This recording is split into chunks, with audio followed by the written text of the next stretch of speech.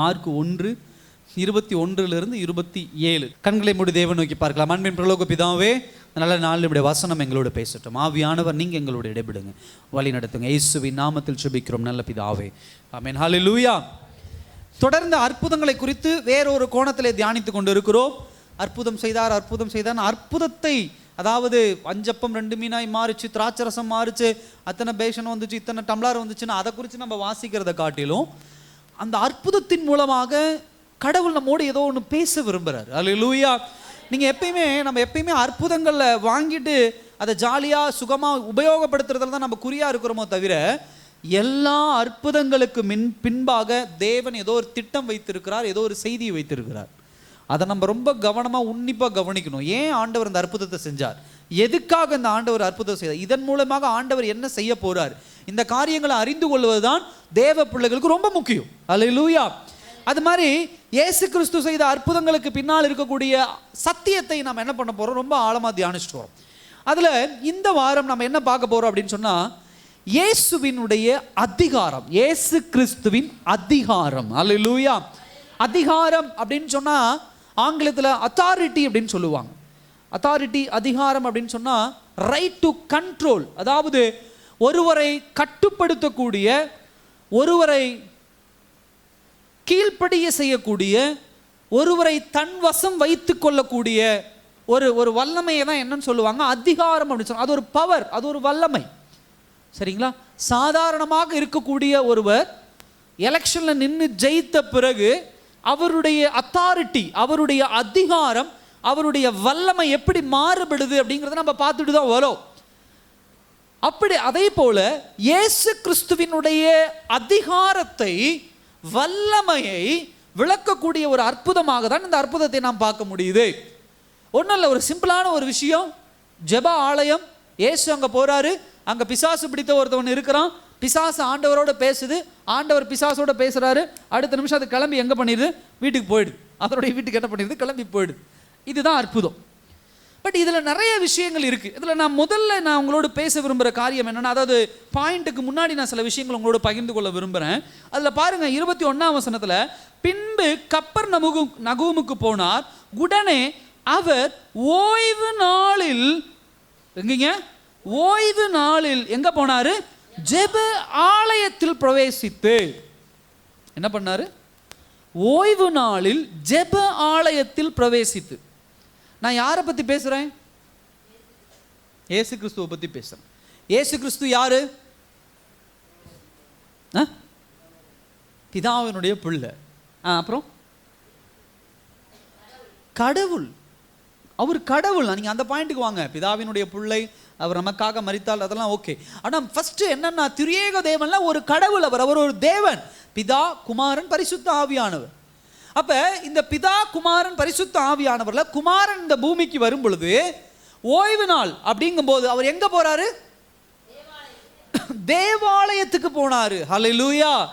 அவர் தான் கடவுளாக இருந்தாலும், தான் வல்லமை உள்ளவராக இருந்தாலும், அவர் தேவாலயத்திற்கு போக வேண்டிய அவசியம் கிடையாது. ஆனா 100க்கு 100 கடவுளாக, 100க்கு 100 மனிதன் அப்படிங்கிற ஒரு ஸ்தானத்திற்குள்ள அவர் வந்ததுனால, ஒரு மனிதனுடைய கடமை என்ன, ஒரு மனிதனுடைய வேலை என்ன அப்படின்னா, ஓய்வு நாளில் எங்க போகணும், தேவாலயத்துக்கு போகணும், ஜெப ஆலயத்துக்கு போகணும். இதுல 2 பாயிண்ட் நீங்க எடுத்துக்கலாம், ஜெப ஆலயம், தேவாலயம். அல்லேலூயா. என்ன சில பேருக்கு அது வித்தியாசம் தெரியாது. தேவாலயம் அப்படின்னு சொல்லக்கூடியது என்னன்னு சொல்லுவாங்க அப்படின்னா, டெம்பிள் ஆஃப் காட். அதாவது ஆதி காலத்தில் பழைய ஏற்பாடு புத்தகத்திலிருந்து நம்ம தியானிச்சுட்டு வரும்போது அங்கே என்ன பண்ணுவாங்க, சாலமோன் கட்டின தேவாலயம் அப்படின்னு ஒரு தேவாலயம் என்ன பண்ணுச்சு, இருந்துச்சு. சரிங்களா. அது தேவாலயம். அதே போல் மோசேயினுடைய காலத்திலே ஒரு சின்ன ஒரு டென்ட் மாதிரி போட்டாங்க, அது தேவாலயம். ஆனால் ஜெப ஆலயம் அப்படிங்கிறது தேவாலயத்திலிருந்து வித்தியாசமான ஒரு விஷயம். தேவாலயத்துக்குள்ளே எல்லாருமே உள்ளே போக முடியாது. தேவாலயம் அப்படிங்கிறது என்னென்ன அப்படின்னா, தேவனுடைய உடன்படிக்கை பேழை வைத்திருப்பாங்க, ஒரு ஸ்க்ரீன் போட்டிருப்பாங்க. இயேசு கிறிஸ்து இந்த உலகத்தில் வந்து மரித்து 3ஆம் நாள் உயிரோடு எழும்பொழுது அந்த ஸ்க்ரீன் கிழிந்து தான் இன்னைக்கு நம்ம எல்லோரும் தேவாலயத்துக்குள்ளே வந்து கர்த்தருடைய பிரசன்னத்தை அந்த ருசிக்கக்கூடிய, தொடக்கூடிய ஒரு நிலைமையில் நம்ம வந்திருக்கிறோம். இதுதான் தேவாலயம். ஜெப ஆலயம் அப்படிங்கிறது வேற. ஜெப ஆலயம் அப்படிங்கிறது என்னன்னா, சினகாக் அப்படின்னு சொல்லுவாங்க. எங்கெல்லாம் யூதர்கள் கூடி இருக்கிறார்களோ அவர்கள் என்ன பண்ணுவாங்க, இந்த ஓய்வு நாள் அன்னைக்கு என்ன பண்ணுவாங்க, அந்த சினகாக் அப்படிங்கிற ஒரு இடத்துல அது ஒரு தேவாலயத்தை போல ஒரு சின்ன ஒரு ஸ்ட்ரக்சர், இந்த மாதிரி ஒரு கட்டடம் இருக்கும். அதில் எல்லோரும் ஒன்று கூடி அங்கே தேவனை ஆராதிப்பார்கள். தேவனை ஆராதித்து தேவனுடைய வார்த்தை அங்கே என்ன பண்ணுவாங்க, இதே போல போதகம் பண்ணுவாங்க, அதை கேட்பாங்க. ஸோ இதுக்கு பேர் என்னன்னா சினகாக். ஃபர்ஸ்ட் இந்த சினகாக்கெல்லாம் நாங்கள் பார்க்க முடியுமா அப்படின்னா, சினகாக் எல்லா ஊர்லையும் நீங்கள் பார்க்க முடியும். எங்கெங்கெல்லாம் யூதர்கள் சென்றார்களோ அங்கெங்கெல்லாம் பார்க்க முடியும். நம்ம ஊரில் கூட இருக்குது சினகாக். எங்கே இருக்கு? நம்ம ஊரில் இந்திய தேசத்தில் கூட சினகாக் இருக்கு. எங்கே இருக்கு? கொச்சியில் இருக்கு. எதில் இருக்கு? கொச்சியில் இது யாராவது போகிற சான்ஸ் கிடைச்சதுன்னா கொச்சியில் கடலில் போட்டிங் கூப்பிட்டு போய் ஒரு நகரத்தில் இறக்கி விடுவாங்க. அந்த சைடு அதர் சைடு இறக்கி விடுவாங்க. அங்கே இறங்கி போனீங்க அப்படின்னு சொன்னீங்கன்னா நிறைய கடைகள் இருக்கும். அங்கே ஒரு யூதர்களுடைய சினகாக், ஜெப ஆலயம் இருக்கும். அவங்களுடைய ஸ்ட்ரக்சர் இன்றைக்கும் யூதர்கள் எங்கெங்கெல்லாம் இருக்காங்களோ அங்கே தான் கட்டிடுவாங்க. கொடைக்கானல் இருக்குன்னு கூட சொல்கிறாங்க, எனக்கு அதை குறித்து சரியாக தெரியல. பட் கொச்சி நான் போய் என்ன பண்ணியிருக்கேன், பார்த்துருக்கேன். ஸோ பார்க்க முடிந்தவர்கள் நீங்கள் அங்கே போய் பாருங்கள். ஸோ இந்த ஜெப ஆலயத்திலே என்ன பண்ணுகிறார்கள், இவர்கள் கூடி வராங்க. அப்போ நான் முதல் காரியம் என்ன யோசிக்கிறேன் அப்படின்னு, நம்ம எப்படி யோசிக்கணும் அப்படின்னு சொன்னால், ஞாயிற்றுக்கிழமை இந்த தேவாலயத்திற்கு வருவது எவ்வளவு முக்கியம் அப்படிங்கிறது நீங்கள் பாருங்க. அல்லேலூயா. இயேசு கிறிஸ்து பூமியிலே வாழும்போது கூட அவர் கடவுளாக இருந்தாலும், வல்லமை கொண்டவராக இருந்தாலும், அதிகாரம் கொண்டவராக இருந்தாலும், அவர் தேவனுடைய ஒரே பேரான குமாரனாக இருந்தாலும், அதாவது ஓய்வு நாளிலே அவர் எதை நோக்கி போனார்? ஜெப ஆலயத்துக்கு போனார். அங்க சும்மா இருக்கல, அவர் அங்கு போய் அவர் ஆராதித்தார். அங்கு போய் தேவனுடைய வார்த்தையை அவர் என்ன பண்ணார்? போதித்தார். அப்ப தேவாலயம் போவதுங்கிறது எவ்வளவு முக்கியமான ஒரு விஷயம். இன்றைக்கு நிறைய தேவ பிள்ளைகள் தேவையில்லாத காரியங்களுக்கு தேவாலயம் செல்றது, இந்த ஞாயிற்றுக்கிழமை சர்ச்சுக்கு செல்றதை நீங்க மிஸ் பண்ணிக்கிட்டே இருக்கிறீங்க. உங்களுடைய வாழ்க்கையில சில நேரங்களில் சில தோல்விகளுக்கு முக்கியமான பிரதான காரியமே அதுதான். ஏன் ஆண்டவர் இந்த ஓய்வு நாளை வைத்திருக்கிறார்? ஏன் ஆண்டவர் உங்களை ஆலயத்துக்குள்ள வர சொல்றாரு? ஏன் அந்த நாள் நீங்க வரணும் அப்படின்னு சொன்னா, கர்த்தர் அந்த வாரத்திற்கு முழுவதுமாக என்ன பண்ணார்? பழைய வாரத்தில் நடந்த தவறுகளை ஒரு சுட்டி காட்டி புதிய வாரத்திற்குண்டான ஒரு பலப்படுத்தி உங்களை தயார்படுத்தி ஆண்டவர் அனுப்புகிற ஒரு இடம் இந்த இடம். நம்மளை சரி செய்து பலப்படுத்தி அனுப்புகிற இடம் தான் இந்த தேவாலயம். ஓய்வு நாளில் ஆண்டவர் அப்படி அனுமதிச்சு வச்சிருக்கிறார். ஆனா தேவ பிள்ளைகள் நாம் ஜெப ஆலயத்திற்கு செல்லாமல், தேவ ஆலயத்திற்கு செல்லாம சுய காரியங்களை, அன்னைக்கு தான் நான் வீட்டில் இருக்கிறேன், அன்னைக்கு தான் நான் ஊருக்கு போறேன், அன்னைக்கு தான் ஒரு ஃபங்க்ஷன் போறேன், அன்னைக்கு தான் நான் என்ன பண்றேன், ஜாலியான வெளியே போறேன், இல்ல அன்னைக்கு தான் நான் தூங்குறேன். அல்லேலூயா. எச்சரிக்கையா இருங்க.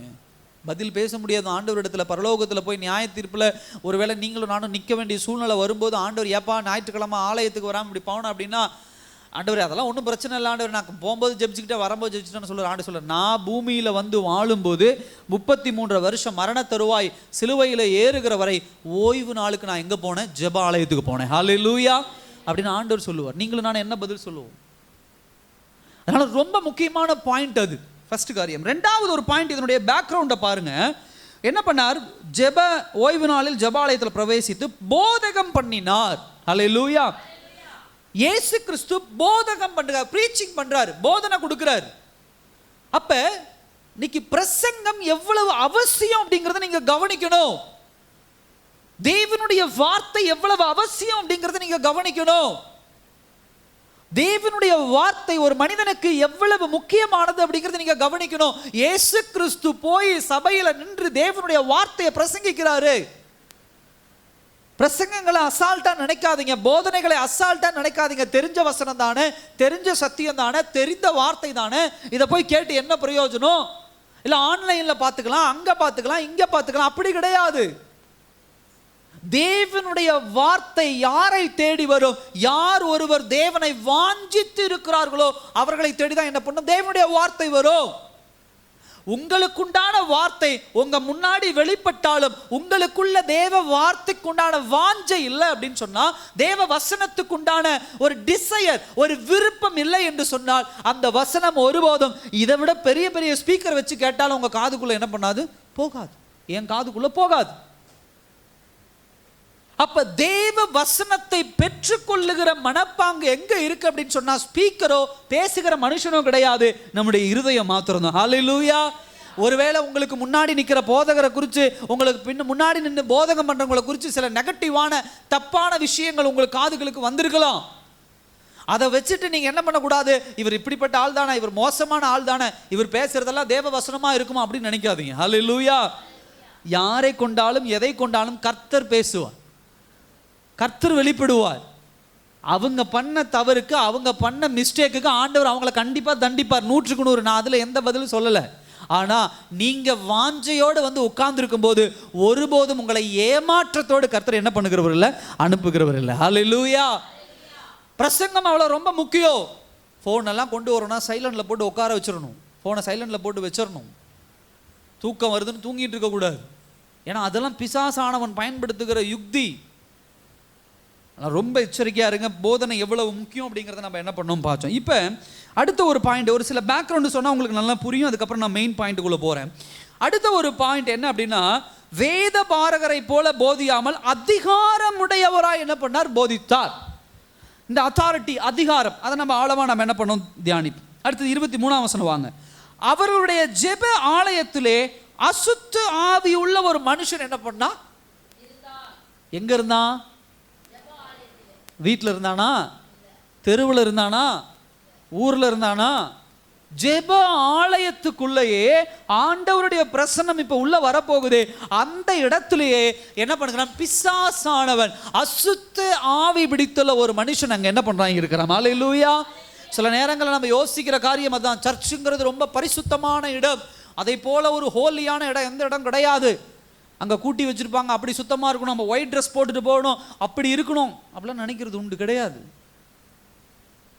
இங்கே தான் பிசாசானவன் வேகமாக செயல்படுவான், தூங்க வைப்பான், ஃபோனை கொண்டு வருவான், கவனத்தை சிதறடிப்பான். பாருங்க, இங்கே ஜெப ஆலயத்துக்குள்ளே அசுத்த ஆவி உள்ள ஒரு மனுஷன் என்ன பண்ணா இருந்தான். நல்லா கவனிக்கணும், பிசாசானவன் எங்கேயுமே வருவான். அதுக்காக பிசாசானவன் வல்லமை உள்ளவன். சில பேர் அப்படி சொல்றது உண்டு, இயேசுவுக்கு இணையா பிசாசுங்க, எல்லா இடத்துக்கும் அவனுக்கு வல்லமை இருக்குது, அதிகாரம் இருக்குதுன்னு பேசுறது உண்டு. இதெல்லாம் வேத சத்தியங்களை தெளிவாக புரிந்து கொள்ளாதவர்கள் பேசுகிற ஒரு வார்த்தை. எல்லா இடத்துக்கும் போகிறதுக்கு அவனுக்கு பர்மிஷன் தான் கொடுத்துருக்கு. நல்லா கவனிங்க, அனுமதி கொடுத்துருக்கிறாரு, அதிகாரம் கொடுக்கல. போனால் போயிடணும், வானா வரணும், அதுதான் பிசாசனுடைய இடம். அது அது இந்த அற்புதம் விளக்குது.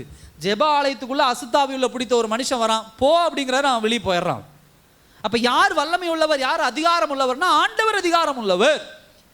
அப்ப நீங்க கவனிக்க வேண்டிய 3வது காரியம் என்ன அப்படின்னு சொன்னா, ஜெப ஆலயத்துக்குள்ள, சர்ச்சுக்குள்ள, தேவாலயத்துக்குள்ள, வீட்டுக்குள்ள, எல்லா இடங்களிலும் பிசாசானவனுக்கு இடம் இருந்துட்டா போதும், நுழைஞ்சிரும். அல்லேலூயா. ஒரு கொசு எப்படி வீட்டுக்குள்ள வருதோ அது போலதான். என்னதான் கதவை அடைச்சி அந்த கம்பியெல்லாம் போட்டு சில பேர் போடுவாங்க, அந்த கொசு வராமல் இருக்க சில கம்பிகள்லாம் போடுவாங்க. அப்படி போட்டாலும் எங்கிருந்து அந்த கொசு வருதுன்னு தெரியல, உள்ள வந்துடும். ஏன்னா அந்த இடத்த தேடி ஃபைன் பண்ணி கண்டுபிடிச்சிருது, இங்கிட்டு போதும் அங்கிட்டு வரும். அதனுடைய வேலையை அதுதான், முயற்சி பண்ணிக்கிட்டே இருக்குது. இதில் போவோம், அதில் போவோம், அதில் போவோம், இதில் போவோம், ஏதாவது ஒரு வழியில் உள்ள போது வெளியே வந்து.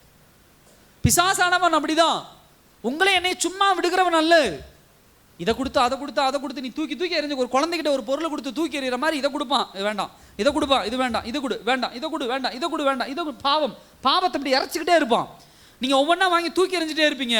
பட் ஏதோ ஒரு இடத்துல அப்படியே கொஞ்சம் சோர்வடையும் போது டக்குன்னு வாங்கிடுவீங்க. அல்லேலூயா. பிசாசு உள்ள நுழைஞ்சிருவான். ஸோ இந்த விஷயங்கள்லாம் ரொம்ப கவனமாக என்ன பண்ணுவோம், கவனிக்கணும். இந்த பாயிண்ட் எல்லாம் வச்சுக்கோங்க மனசில்.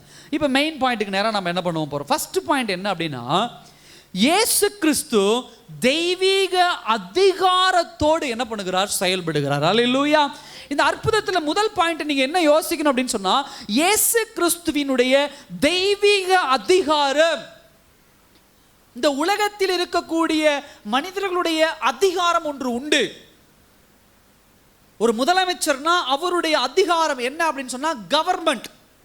எலெக்ஷன்ல நின்று ஜெயிச்சு அதிகாரம் என்ன பண்ணுது, அந்த கவர்மெண்ட் அப்படிங்கிற அதிகாரம், அரசாங்கம் என்கிற ஒரு அதிகாரம் அவருக்கு கொடுக்கப்பட்டிருக்கிறது.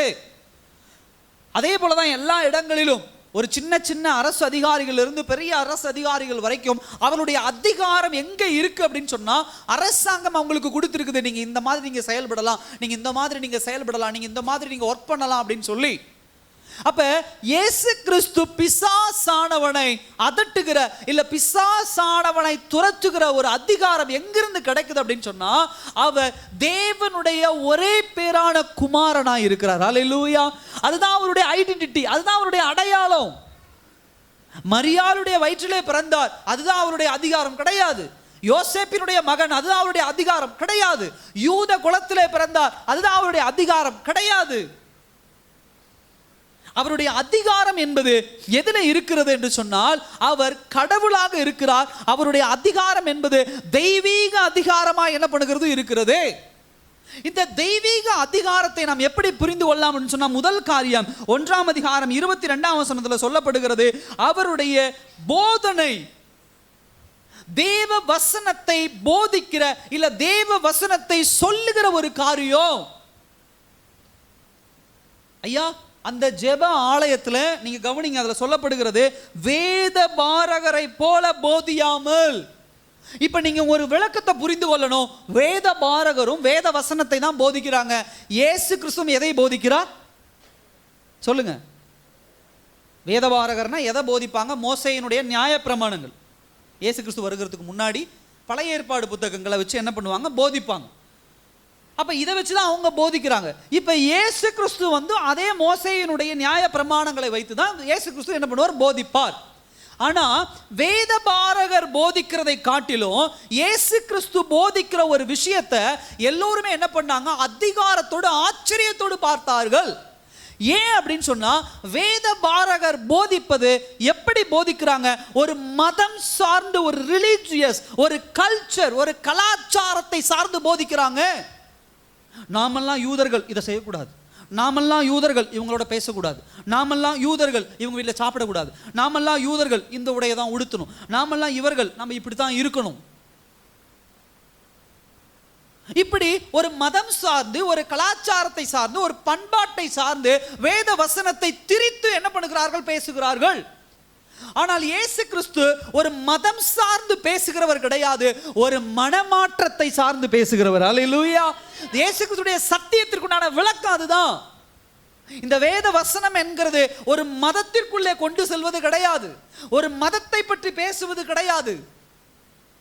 இந்த வேத வசனம் என்கிறது ஒரு மனமாற்றத்திற்குள்ளாக, ஒரு டிரான்ஸ்ஃபர்மேஷன் அப்படின்னு சொல்லுவாங்க, ஒரு முழு மாற்றத்திற்குள்ளாக வழி நடத்துகிற ஒரு காரியம். அல்லேலூயா. அதனாலதான் இந்த வேத பாரகர்கள் என்ன பண்ணாங்க? ஒரு அதிகாரம், அந்த அதிகாரத்தை மெய்சிலிர்த்து போனார்கள். என்ன அதிகாரம்? ஒரு மனுஷனுடைய மனமாற்றத்திற்கும் மனம் திரும்புதலுக்கும் ஒரு அதிகாரம் தேவை. அந்த அதிகாரம் வேத பாரகரிடத்துல இல்ல. யாரிடத்துல இருந்தது? தேவனிடத்துல இருந்தது. ஹல்லேலூயா. இயேசு கிறிஸ்துவினிடத்துல இருந்தது. என் சகோதர சகோதரி, இன்றைக்கு உலக பிரகாரமான எத்தனை அட்வைஸ் வேணா உங்களுக்கு எனக்கும் பண்ணலாம். நான் உங்களுக்கு 1000 அட்வைஸ் பண்ணலாம், உலக பிரகாரமாக நான் சொல்கிறேன். நீங்கள் எனக்கு 1000 அட்வைஸ் பண்ணலாம். உங்கள் பக்கத்தில் இருக்கிறவங்களுக்கு ஆலோசனைன்னு சொல்லலாம், ஆலோசனை கொடுக்கலாம். நீ இப்படி இருக்கணும், நீ அப்படி இருக்கணும், இது மாதிரி இருக்கணும், அது மாதிரி இருக்கணும். எத்தனை பேர் அதை கேட்டு மனம் திரும்புகிறார்கள்? ஆனால் அதே சமயத்தில் வேத வசனத்தை நாம் கூறும் பொழுது, சத்தியத்தை கூறும் பொழுது, அந்த வேத வசனத்திலும் சத்தியத்திலும் இருக்கக்கூடிய ஒரு அதிகாரம் ஜீரோவா இருக்கக்கூடிய ஒரு மனுஷனை அவனை என்ன பண்ணுகிறது? 100க்கு 100ஆய் முழு மனிதனாய் மாற்றுகிறது. அல்லேலூயா. குடிகாரராய் இருக்கிறவர்களை குடியை விட்டு மனம் திரும்ப வைக்கிறது. பாவத்தில் விழுந்து கிடந்தவர்களை மனம் திரும்ப வைக்கிறது. இச்சையிலே விழுந்து கிடந்தவர்களை மனம் திரும்ப வைக்கிறது. உலகப்பிரபுமான துன்மார்க்கத்தனத்திலே, அக்கிரமத்தனத்திலே கடந்தவர்களை மனமாற வைக்கிறது. ஏங்கய்யா, என்னங்கய்யா வித்தியாசம் அப்படின்னு சொன்னா, அந்த வார்த்தையில் இருக்கக்கூடிய அதிகாரம். அல்லேலூயா. என்ன அதிகாரம், என்ன அத்தாரிட்டி அப்படின்னு சொன்னா, மனம் திரும்ப வைக்கிற ஒரு அத்தாரிட்டி. முதல் காரியம் அது. ரெண்டாவது காரியம் என்னவென்று சொன்னால், ஃபர்ஸ்ட் பாயிண்ட்லயே தெய்வீக அதிகாரத்துல என்ன அப்படின்னா, கீழ்ப்படிய வைக்கிற ஒரு அதிகாரம். அல்லேலூயா. வேத வசனத்திற்கு மாத்திரம்தான் என்ன வல்லமை இருக்குது அப்படின்னா, கீழ்ப்படிய வைக்கிற அதிகாரம். இன்னைக்கு தகப்பன் இருக்கிறாங்க, தாய் இருக்கிறாங்க, கணவன்மார்கள், மனைவி, இப்படி எல்லாம் இருக்கிறோம். ஒவ்வொருவருக்கும் ஒரு அதிகாரம் உண்டு. தகப்பன் தாய் அப்படிங்கிற ஒரு அதிகாரத்தை நம்ம என்ன பண்ணும்? பிள்ளைகள் மேலே செலுத்துறது உண்டு. கணவன் அப்படிங்கிற ஒரு அதிகாரத்தை மனைவிமார்கள் மீது செலுத்துறது உண்டு. மனைவிங்கிற ஒரு அதிகாரத்தை கணவன்மார்கள் மீதும் செலுத்துறது உண்டு. ரெண்டும் ஈக்குவல் தான், ரெண்டு அதிகாரம் தான். பட் நீங்க ஒரு விஷயத்தை கவனிக்கணும். என்ன விஷயத்தை கவனிக்கும் அப்படின்னு சொன்னா, இப்படி செலுத்துகிற அதிகாரம் முழுமையாக அவர்களை கீழ்ப்படிய வைக்கிறதா? அல்லேலூயா. சத்தமா சொல்லுங்க, தூங்கிடக்கூடாது. நல்லா கவனிங்க. இப்போ என்னுடைய பிள்ளையின் மீது நான் அதிகாரம் சொல்லுது, இப்படி தான் இருக்கணும், இதை தான் சாப்பிடணும், இங்கே போகக்கூடாது, இந்த ட்ரெஸ்ஸை உடுத்தக்கூடாது, இப்படி தான் இருக்கணும், அப்படி தான் இருக்கணும் அப்படின்னு சொல்லும்போது நான் அதிகாரத்தை அந்த பிள்ளை மேலே செலுத்துறேன். தகப்பன் தாய் அப்படிங்கிற ஒரு அதிகாரத்தை நான் செலுத்துறேன். அப்படி செலுத்தும் போது அது ஒரு வயசு வரைக்கும் தான் அந்த அதிகாரத்துக்குள்ளே என்ன பண்ணும்? சத்தமாக சொல்லுங்க, அந்த அதிகாரத்துக்குள்ளே நிற்கும். ஏன் அப்படின்னா அந்த பொண்ணுக்கு தெரியுது, இல்லை என் மகனுக்கு தெரியுது, என் மகளுக்கு தெரியுது. என்ன தெரியுது அப்படின்னு சொன்னால், இந்த ஏஜ் வரைக்கும் தான் நான் எங்கள் அப்பா சொல்கிற பேச்சுக்கு நான் என்ன பண்ணுவேன், அதிகாரத்துக்கு நான் கீழ்ப்படிவேன். அந்த வயசை தாண்டின உடனே ஒருவேளை சம்பாதிக்கிற வயசாக இருக்கலாம், படிப்பு முடிஞ்ச வயசாக இருக்கலாம், இல்லை வயசு படிப்பு கொஞ்சம் அதிகமானதாக இருக்கும்போது நீ என்ன சொல்கிறது, நான் என்ன கேட்குறது, நீ சொல்கிற வார்த்தைகளை என்னால் கீழ்ப்படிய முடியாது. அப்போ தகப்பன் அப்படிங்கிற ஒரு அதிகாரம், தாய்ங்கிற ஒரு அதிகாரம், அது எல்லாமே எனக்கு உண்டான ஒரு வயசு வரைக்கும் தான். உலகபூர்வமாக சொல்லுவாங்க, தோளுக்கு மேலே வளர்ந்த பையனை என்ன பண்ணக்கூடாது, பையனையும் பொண்ணையும் என்ன பண்ணக்கூடாது, மிரட்டக்கூடாதும்பாங்க. அதுக்கு அழகாக உலக பிரகாரமாக ஒரு டயலாக் விட்டு, நான் என்னுடைய மகனை என்னுடைய மகளை நான் நண்பனாக தோழியாக பார்க்கிறேன் அப்படின்னு சொல்லி ஒரு டயலாக் விட்டு போகிறது உண்டு. பட் ஆனால் கவனிங்க, இயேசு கிறிஸ்துவினுடைய போதனை என்பது, இயேசு கிறிஸ்துவினுடைய வார்த்தை என்பது எப்படிப்பட்ட விஷயம் அப்படின்னா, கீழ்ப்படியக்கூடிய ஒரு விஷயம்.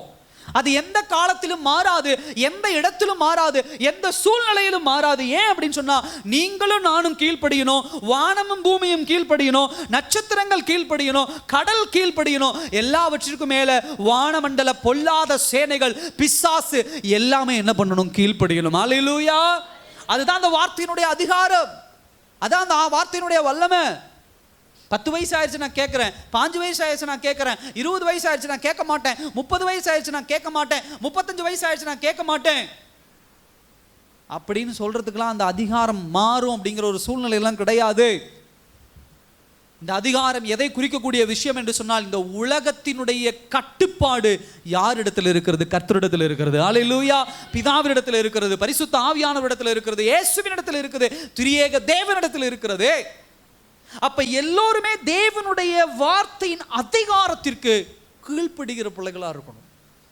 உங்களையும் என்னையும் காட்டிலும் ஒரு படி மேலதான் பிசாசானவன், ஆனா தேவனுக்கு கீழே தான்.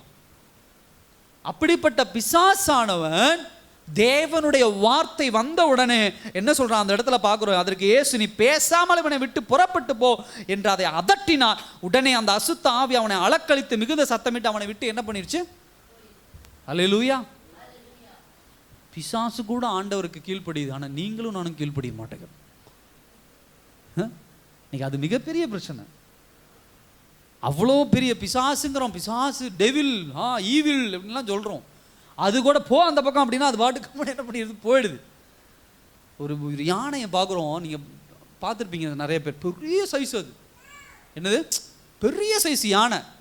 அந்த யானை பார்க்க அண்டு போ அப்படிம்பா, அது அழகாக அந்த பக்கத்து போயிடுது, அந்த பக்கம் கடந்து போயிடுது. அங்கே நிற்காதவா இந்த பக்கம் அப்படி, அது இந்த பக்கம் வந்துடுது. அதுக்கு இருக்கக்கூடிய பலன் என்ன, அதுக்கு இருக்கக்கூடிய வல்லமை என்ன, ஆனால் அந்த வார்த்தைக்கு எப்படி கீழ்ப்படியுதுன்னு பாருங்க. ஆனால் இன்னைக்கு தேவனுடைய பிள்ளைகளாக நீங்களும் நானும் தேவ சத்தம் எத்தனை முறை காதுகளில் உட்காந்து ஸ்பீக்கர் வச்சு கத்துனாலுமே, தேவனுடைய வசனம் உள்ள வந்தாலுமே அப்படின்ட்டு போயிருக்கோம். இயேசுவினுடைய அதிகாரத்தை நீங்களும் நானும் சரியா ரெகக்னைஸ் பண்றதில்லை, புரிந்து கொள்றது கிடையாது. அதனால தான் தேவனுடைய வார்த்தைக்கு கீழ்ப்படியாமல் நம்ம என்ன பண்ணி கொண்டிருக்கிறோம், போய் கொண்டிருக்கிறோம். இந்த வசனத்தை நீங்க இப்படியும் கூட இன்டர்பிரட் பண்ணலாம், புரிந்து கொள்ளலாம். என்னன்னா, பிசாசு ஆண்டவர் வார்த்தைக்கு எப்படி கீழ்ப்படியுது பாருங்க. அப்ப நான் எந்த அளவுக்கு கீழ்ப்படியணும். நட்சத்திரங்கள் கீழ்ப்படியுது பாருங்க, கடல் கீழ்ப்படியுது பாருங்க, காற்றையும் கடலையும் அதட்டினார், அமைதியானது. அவருடைய வார்த்தையின் அதிகாரத்திற்கு இவையெல்லாம் கீழ்ப்படியும் போது, அவருடைய மகனாக, அவருடைய மகளாக பிரித்தெடுக்கப்பட்ட நீங்களும் நானும் அவருடைய வார்த்தை நம்மை தேடி வரும்போது பல எக்ஸ்கியூஸ் சொல்றோம், பல சாக்கு போக்குகளை சொல்றோம். இது பாஸ், இதுங்கய்யா, எங்க அப்பா அம்மாட இதனால தான் அப்படி, அவன் பண்ணனால தான் இப்படி, இவன் பண்ணனால அப்படிதான், என் சூழ்நிலை இப்படி, அது இப்படி, இது இப்படி, அங்க இங்க அப்படின்னு சாக்கு சொல்லி கொண்டு திரிந்து கொண்டு இருக்கிறோம். தெய்வ பிள்ளைகள் எச்சரிக்கையா இருங்க. அடுத்த ஒரு விஷயம், இயேசு கிறிஸ்துவினுடைய அதிகாரம் யாருக்கிட்டையோ இருந்து கடன் வாங்கினது கிடையாது. அல்லேலூயா. தெளிவா புரிஞ்சுக்கணும். தேவ பிள்ளைகளாகிய நீங்களும் நானும் பிதாவினுடைய அதிகாரமோ, இயேசு கிறிஸ்துவினுடைய அதிகாரமோ, பரிசுத்த ஆவியானவருடைய அதிகாரமோ யாரிடத்திலிருந்தோ கடன் வாங்கின அதிகாரம் கிடையாது. அந்த அதிகாரம் என்கிறது முழு வல்லமையுள்ள ஒரு அதிகாரம். உங்கள் மீதும் என் மீதும் முழுமையாக செலுத்தக்கூடிய அதிகாரம் அது. சில நேரத்தில் நம்ம யோசிக்கிற விஷயம், நான் யாருக்கோ சொந்தமானவன், அதனால கர்த்தர் என்ன கடன் வாங்கிட்டாரு, என்ன அப்படி வாங்கிட்டாரு, இப்படி வாங்கிட்டாரு. கொஞ்ச நாள் இவர் பேச்சை கேட்பேன், அதுக்கப்புறம் யாருக்கு சொந்தமான அவங்க பேச்சை தான் கேட்பேன். அல்லேலூயா. என் கணவன் சொல்றதான் கேட்பேன், என் மனைவி சொல்றதான் கேட்பேன், என் தாய் தகப்பன் சொல்றதான் கேட்பேன், சொந்தக்காரர்கள் சொல்றதான் கேட்பேன். கேளுங்க, நான் வேண்டான்னு சொல்லல, சரியான விஷயத்தை கேளுங்க. பைபிளுக்கு முரண்பாடாக, வேத வசனத்திற்கு முரண்பாடாக யாராவது ஒருவர், அது யாராக இருந்தாலும் சரி, உங்கள் கணவனாக இருந்தாலும் சரி, உங்கள் மனைவியாக இருந்தாலும் சரி, உங்களுடைய தாய் தகப்பனாக இருந்தாலும் சரி, நீங்கள் வேலை செய்கிற இடத்துல இருந்தாலும் சரி, யார் ஒருவர் வேத வசனத்திற்கு முரண்பாடான ஒரு காரியத்தை உங்ககிட்ட சொல்கிறாங்கன்னா தெளிவாக புரிந்து கொள்ளுங்க, நான் கீழ்ப்படிய மாட்டேன். ஹல்லேலூயா. ஃபர்ஸ்ட் என் ஆண்டவர், ரெண்டாவது தான் நீங்கள் எல்லாமே. என் ஆண்டவர் சொல்றதை நான் முழுமையாக கீழ்ப்படிவேன், நீங்க சொல்றதெல்லாம் நான் வேத வசனத்தை வைத்து ஆராய்ந்து கீழ்ப்படிவேன். அல்லேலூயா. இந்த காரியத்தில் தேவ பிள்ளைகள் எச்சரிக்கையா இருக்கணும். பாஸ்டர் நான் என்ன பண்றது, அவங்க சொல்லிட்டாங்க நான் செஞ்சுட்டேன். ஐயா நாங்கள் என்ன பண்றது, சொல்லிட்டாங்க நான் செஞ்சுட்டேன். என்னுடைய சூழ்நிலை அந்த மாதிரி, என்னுடைய நிலைமை அந்த மாதிரி, என் பையன் சொல்லிட்டான் நான் அதனால செஞ்சுட்டேன், என் பொண்ணு சொல்லிட்டான் நான் அதனால செஞ்சுட்டேன். அல்லேலூயா. தெய்வ பிள்ளைகள் எச்சரிக்கையா இருங்க.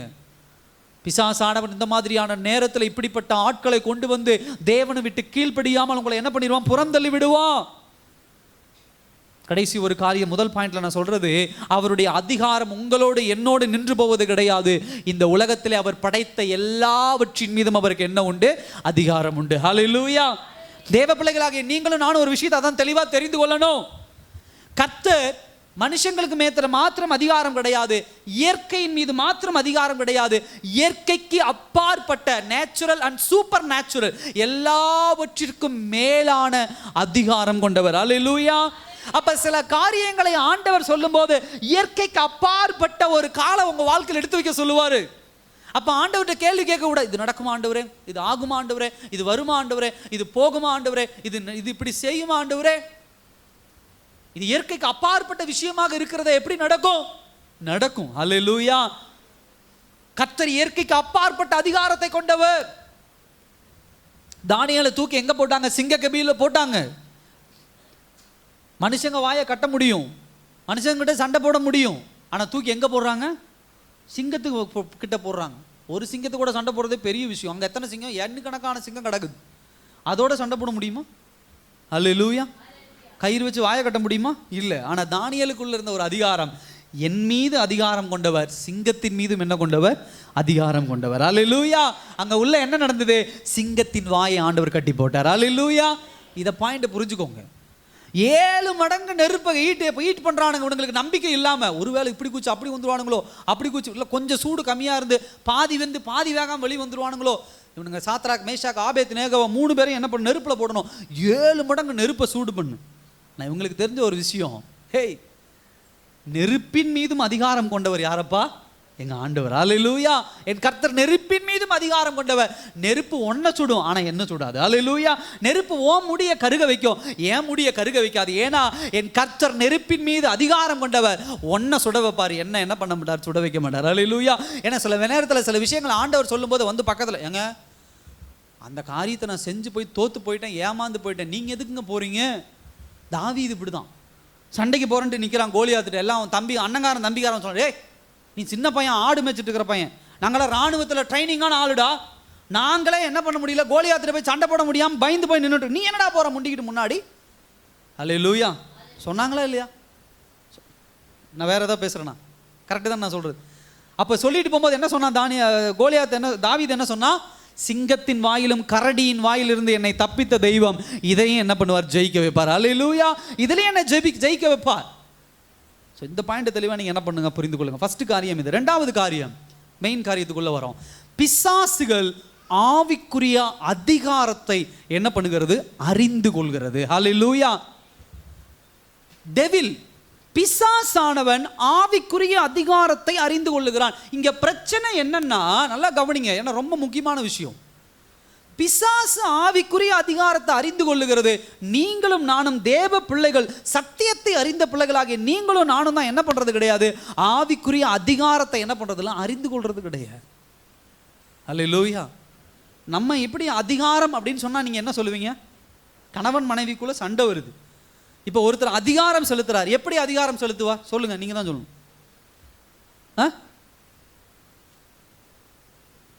எங்க கணவன் மனைவிக்குள்ள சண்டை வருது, பொதுவாக வைக்கிறேன். இப்போ ஒருத்தர் வந்து மனைவி சொல்றாங்க, என் மேலே எங்கள் வீட்டுக்காரர் அதிகாரம் செலுத்திட்டாருங்க அப்படிங்கிறார். அப்போ அதிகாரம் செலுத்துறதுக்கு அந்த சண்டையில் அவர் என்ன பண்றாரு, ஓ கணவன் மனைவிக்குள்ள உங்களுக்கு எல்லாம் சண்டை வந்ததே இல்லையா? என்ன பண்ணுவார்? சத்தத்தை உயர்த்தி என்ன பண்ணுவாங்க? ஆமாவா இல்லையா? ஏய் சுமார் அதை கணவனுக்கு மனைவி சண்டை வரும்போது யார் வாய்ஸ் டாப்பில் போகுதுன்னு பார்ப்பாங்க. அவள் போகும்போது என்ன பண்ணுறாங்க? எங்க ரொம்ப சத்தம் போட்டு என்னை அடக்கிட்டாருங்க, இல்லை அடித்து என்ன பண்ணிட்டாரு, அடக்கிட்டாருங்க. அப்போ ஏதோ ஒரு ப்ரெஷர் வந்த உடனே இந்த நாய்ஸோ இந்த சத்தமோ இல்லை மற்ற எமோஷன், சில பேர் எப்படி என் கணவர் அதிகாரம் செலுத்தி என்ன அடக்கிட்டார், எப்படி எமோஷ்னலாக என்ன பண்ணிட்டார், அடக்கிட்டார். உணர்வு பூர்வமாக உணர்ச்சிகரமாக என்ன பண்ணிட்டாரு, பேசி என்ன பண்ணிட்டாரு, அடக்கிட்டாருங்க அப்படின்னு சொல்கிறது உண்டு. சகோதர சகோதரியை நல்லா கவனிங்க. பிசாசானவன் கர்த்தர் மீது இருக்கக்கூடிய அதிகாரத்தை தெளிவாக அறிந்து வைத்திருக்கிறான். தேவனுடைய அதிகாரம் என்ன, தேவனுடைய வல்லமை என்ன அப்படிங்கிறது நல்லா கவனிங்க. 24ஆம் வசனத்தில் அவன், ஐயோ நசரேயனாகிய இயேசுவே, உங்களுக்கும் எமக்கும் என்ன, எங்களை கெடுக்கவா வந்தீர், உம்மை இன்னார் என்று நான் என்ன பண்ணுவேன்? அல்லேலூயா. ஆனா அங்க இருக்கிற வேதபாரகர்கள் அறியல, அங்க இருக்கக்கூடிய இஸ்ரவேல் ஜனங்கள் அறியல, அங்க இருக்கக்கூடிய பரிசேயர்கள் அறியல, அங்க இருக்கக்கூடிய வேத ஆராய்ச்சியாளர்கள் அறியல. மேசியாவை பற்றி சத்தியத்தை அறிந்தவர்கள், ஆனால் இவர்தான் மேசியா என்பதை என்ன பண்ணலாம், அறியல. ஆனா பிசாசானவன் தெளிவா அறிந்து வைத்திருக்கிறான். அல்லேலூயா. ஆனா தேவ பிள்ளைகள் நம்ம என்ன பண்ணலாம், அறியல. ஏன் அறியல அப்படின்னா, தேவனுடைய வல்லமை என்ன என்பதை சரியான அவேர்னஸ் கிடையாது. அவேர்னஸ் அப்படின்னு சொன்னா அது எப்படி சொல்லலாம் அப்படின்னா, ஒரு எச்சரிக்கை, ஒரு விழிப்புணர்வு. கர்த்தர் யாருங்கிறது சரியா தெரிய மாட்டேங்குது, கர்த்தர் எப்படி நடத்துகிறவருங்க சரியா தெரிய மாட்டேங்குது, கர்த்தருடைய சத்தியங்கள் சரியா தெரிய மாட்டேங்குது. இது எல்லாம் வேத வசனத்தில் ஒரு புலமை இல்லாததுனால, வேத வசனத்தில் ஆழமாய் கற்றுக்கொள்ளாததுனால பிரச்சனைகளையும் பிசாசானவனையும் தான் பார்த்து என்ன பண்றோம், பயந்துட்டு கிடக்கிறோம். நீங்களும் நானும் வணங்குகிற தெய்வத்தினுடைய அடையாளத்தை, ஐடென்டிட்டி அறிஞ்சுக்கணும். அது எப்படிங்க அறிந்து கொள்ளலாம்? வேத வசனம் தான் நமக்கு ஒரு கண்ணாடி. இயேசு கிறிஸ்து யார், அவர் எப்படிப்பட்டவர், எதன் மீது அதிகாரம் கொண்டவர், எவ்வளவு வல்லமை உள்ளவர், அவருடைய கிருபை என்ன, அவருடைய இரக்கம் என்ன, அவருடைய வழிநடத்துதல் என்ன, எந்த விஷயத்துக்கு அவர் கோபப்படுவார், எந்த விஷயத்துக்கு அவர் சந்தோஷப்படுவார், எல்லாம் நமக்கு சொல்லிக் கொடுக்குது. அல்லேலூயா. பிசாசு அறிஞ்சு வச்சிருக்கிறான், நீ இன்னார் என்பதை நான் அறிந்து வைத்திருக்கிறேன்.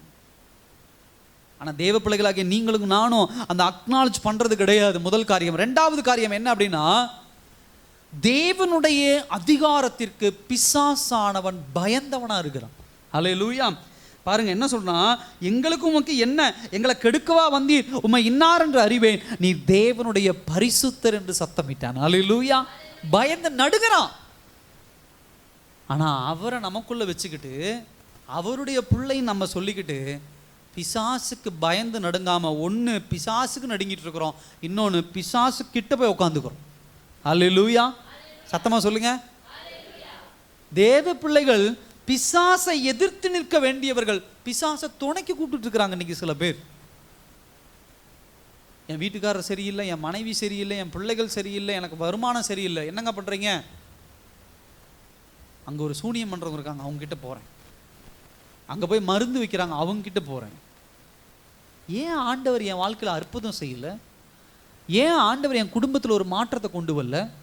ஏன் ஆண்டவர் இந்த விஷயத்தை திறக்க மாட்டேங்கிறாரு? அப்போ என்கிட்ட ஏதோ ஒரு குறை இருக்குது இல்லை, என்கிட்ட ஏதோ ஒரு பிரச்சனை இருக்குது இல்லை, அதை நான் அறிக்கை செய்த ஆண்டவருடைய சமூகத்தில் விட்டு விடணும் இல்லை. இப்படிங்கிற ஒரு மனம் திரும்புதலுக்குள்ளாக தேவ சமூகத்துக்கு போக நமக்கு மனசு இல்லை. எதிர்த்து நிற்க வேண்டிய எதிரியின் இடத்துல போய் காலில் விழுந்து தஞ்சம் புகுந்து பில்லி சூனியம், ஏவல், மந்திரம், மருந்து வைக்கிறேன், அதை வைக்கிறேன், இதை வைக்கிறேன் அப்படின்னு சொல்லி தேவ பிள்ளைகள் பிசாசானவனோட கை கோக்கிறத பார்க்கும்போது ரொம்ப கஷ்டமா இருக்கு. அல்லேலூயா. எனக்கு தெரியல எத்தனை பேர் நீங்க அப்படிப்பட்ட கைகோத்து இருக்கிறீங்கன்னு எனக்கு தெரியல. இன்னைக்கு ஆண்டவர் உங்களோட பேசுறாரு. கர்த்தர் ஒரு விஷயத்தை உங்க வாழ்க்கையில செய்யல, கர்த்தர் ஒரு காரியத்தை உங்க வாழ்க்கையில மாத்தல, உங்க கணவர் மனம் திரும்பல, உங்க மனைவி மனம் திரும்பல, உங்க பிள்ளைகள் மனம் திரும்பல, இல்ல உங்க குடும்பத்துல சில பிரச்சனைகள் அது சரியாகல அப்படின்னு சொன்னா, நல்லா நிறுத்தி நிதானமா தேவ சமூகத்துல உட்கார்ந்து ஜெபிச்சு பாருங்க. நம்மை மாற்றிக்கொள்ள வேண்டிய சில விஷயங்கள் இருக்கும், அல்லது நம்மை சுற்றி மாற்றிக்கொள்ள வேண்டிய விஷயங்கள் சிலது இருக்கும். அதை நாம் சரி செய்யும் போது கர்த்தர் அற்புதம் செய்கிறவராக இருக்கிறார். அல்லேலூயா. அதை விட்டுட்டு பிசாசானவன், ஏன்னா சில பேர் இப்படி ஒரு பால் போடுவாங்க, இப்படி ஒரு பால். இன்னொன்று, பாஸ்டர் பிசாசானவன் இப்படி செஞ்சுட்டான் பாஸ்டர், பிசாசு இப்படி பண்ணிட்டான் பாஸ்டர். எதுக்கு எடுத்தாலும் பிசாசு பண்ணிட்டான், பிசாசு பண்ணிட்டான், பிசாசு பண்ணிட்டான், ஆண்டவர் என்ன பார்க்கல, ஆண்டவர் என்ன பார்க்கல. இல்ல, இன்னைக்கு நிறைய தேவ பிள்ளைகள் உடம்ப சரியா பார்த்துக்கிறது இல்லை, உடம்புல சரியான கவனம் கிடையாது. அப்படி கவனம் இல்லாமல் ஒரு பெரிய சீரியஸான பிரச்சனை வரும்போது உடனே ஒரு வார்த்தை சொல்லிடும், ஆண்டவருக்கு என்ன கண்ணு இல்லையா, ஆண்டவர் சரி செய்யலையா. மருத்துவத்தை ஆண்டவர் கொடுத்திருக்கிறார். மருத்துவம், மருத்துவர்கள் என்பது தேவன் கொடுத்த ஞானம். அது வேதவசனம் சொல்லுது, மனிதர்களால் கூடாத காரியத்தை. ஹல்லேலூயா. இந்த வேத புத்தகத்தை எழுதின லூக்கா யாரு? ஒரு டாக்டர் அவர். அப்ப சில சில உபதேசங்கள் இருக்குது. உடம்பு சரியா டாக்டர்கிட்ட போகாதீங்க, உடம்பு சரியா மாத்திரை சாப்பிடாதீங்க, ஆண்டவர் அதுக்குள்ள ஆண்டவரே சரி பண்ணுவார். நல்லா கவனிங்க, சில ஞானத்தை ஆண்டவர் உங்களுக்கு எனக்கும் கொடுத்துருக்கிறார். அதில் மருத்துவம்ங்கிறது ஒரு ஞானம், அவ்வளோதான். அவங்க கிட்ட போகிறது தப்பு கிடையாது, டாக்டரை போய் பார்க்கறது, அவங்க கொடுக்குற ட்ரீட்மெண்ட் எடுக்கிறதுல தப்பே கிடையாது. போகணும், ஒரு பிரச்சனை வந்தால் உடனே போகணும். அங்கே நீங்களே டாக்டராக மாறிடக்கூடாது, நீங்களே மற்ற காரியங்களை என்ன பண்ணிடக்கூடாது, அவங்கள போய் பார்த்து செய்யணும். அப்படி உடம்பை நம்ம பேணி காத்து கொள்ள வேண்டும், பத்திரமா பாதுகாத்து கொள்ளணும். இந்த சரீரம் தேவன் நமக்கு கொடுத்த ஒரு விஷயம். ஆனா அந்த காரியத்தை நம்ம செய்யாம என்ன பண்ணி கொண்டு இருக்கிறோம் அப்படின்னு சொன்னா, பிசாசானவன் மேல நம்ம உடம்ப நம்ம பாத்துக்கிறது இல்ல, ஒழுங்கா நம்ம கரெக்டான சாப்பாடு சாப்பிட்றது இல்ல, எந்த விஷயத்துக்கு எப்படி மாத்திரை போகணும்னு தெரியறது இல்ல. இதெல்லாம் பண்ணாம உடம்பு முடியாம ஃபைனல் ஸ்டேஜில் போய் அங்கே ஏதோ ஒன்று நடக்கும்போது, ஆண்டவரை காப்பாத்துங்க, ஆண்டவரை காப்பாத்துங்க, கை விட்டுறாதீங்க, ஆண்டவரை கை விட்டுறாதீங்க, கை விட்டுறாதீங்க. ஆண்டவர் கை விட்டுட்டார், ஆண்டவர் கை விட்டார். ஒரு ஆசீர்வாதத்தை ஆண்டவர் உனக்கு கொடுக்கிறாருன்னா என்ன தேவையோ அந்த தேவைக்கு தகுந்த ஆசீர்வாதத்தை உன் கையில் அப்ப கொடுப்பார்.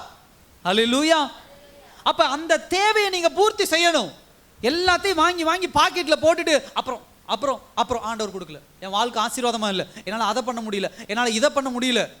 சரி, ஆண்டவர் கொடுத்த ஆசீர்வாதம் அது பேங்க்ல இருக்கு பாஸ்டர், அது பத்திரமா பேங்க்ல இருக்கு. நான் எப்படி எதிர்பார்க்கிறேன், ஆண்டவர் கொடுக்க கொடுக்க நான் வாங்கி வாங்கி வச்சுக்கிட்டே இருக்கணும்.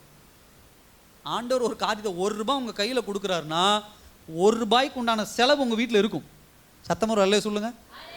வாங்கி பேங்க்ல போட்டு வைக்கிறதுக்கு கொடுக்கல ஆண்டவர். அல்லேலூயா.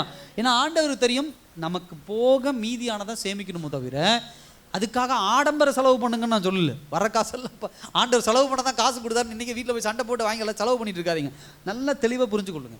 அத்தியாவசிய தேவைகள் உண்டு, அந்த தேவைகளுக்கு ஆண்டவர் காசு கொடுக்குறாரா அதை கரெக்டாக அதுக்கு செலவு பண்ணுங்க. மாத்திரையா கரெக்டாக வாங்கி சாப்பிடுங்க. இதெல்லாம் உங்க சரீரத்தை பேணி காக்கக்கூடிய ஒரு விஷயம்.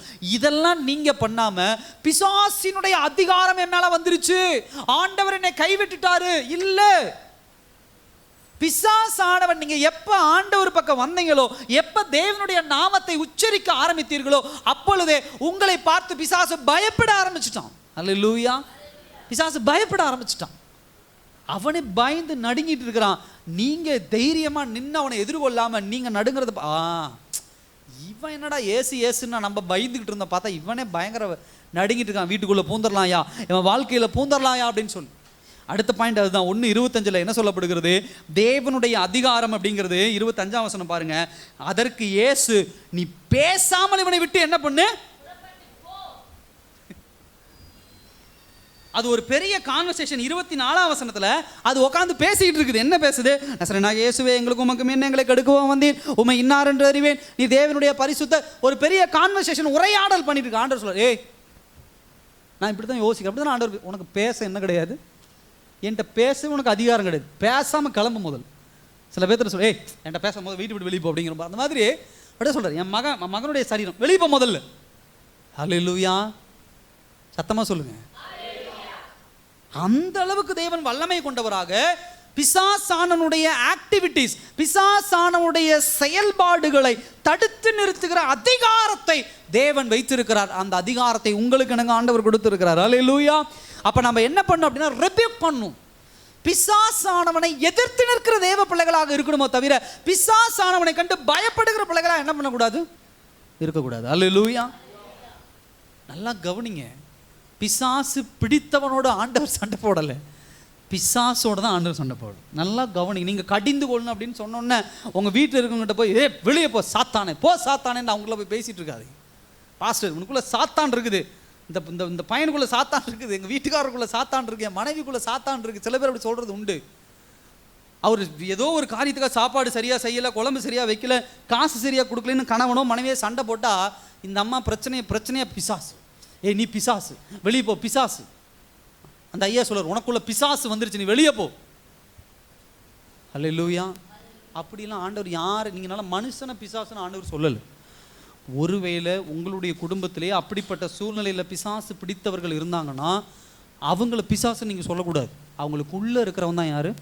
அப்போ அதை கரெக்டாக டீல் பண்ணணும் தேவ பிள்ளைகள். அல்லேலூயா.